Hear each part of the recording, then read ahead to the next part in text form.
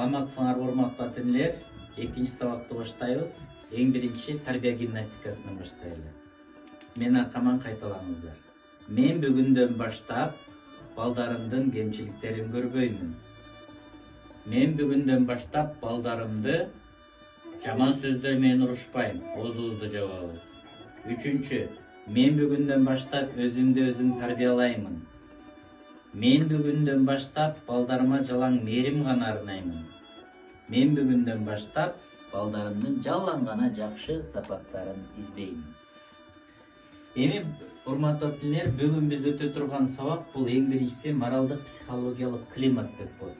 Азыркы биз капрагайыбыз көрсөткөн гимнастиканы жасоо менен күндө өзүбүздүн мээбизге подсознание деп коет, сиңиребиз да. Ушу моралдык психологиялык климат, үйдө жакшы климат болсо, жакшы эмоционалдык ата-эне менен, аялы күйөөсү менен балдарына болгон жакшы мээрим, жакшы маанай болсо, анан балдарда өнүгө өсөйүн, үйрөнөйүн деген бир настроение пайда болот да. Демек, моралдык психологиялык климатты ушинтип акырын тарбиялайт экенбиз. Экинчиси, дасторкон четиндеги университет.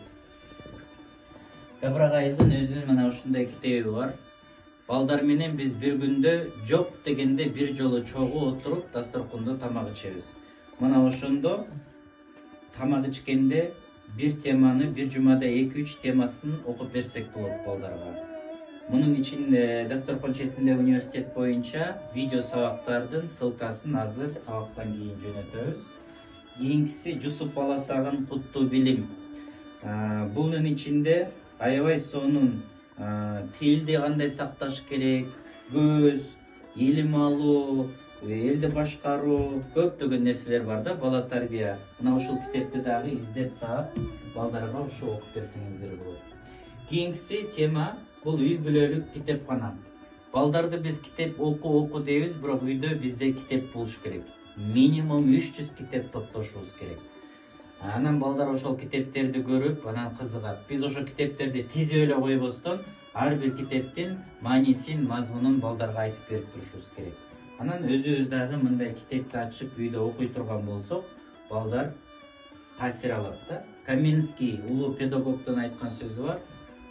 Балдар маймылга окшош, көргөнүн кылат. Жеттиби? Кийинкиси сабак жасоочу бурч. Сабак жасоочу бир балдарга бурчту арнап жасап беребиз. Балдар ошол жерде сабагын окуш керек. Өзлөрүнүн максаттарын чапташ керек, ушул сыяктуу да. Азыр сабактарды аткарып, үй тапшырмаларды группага жөнөткүлө.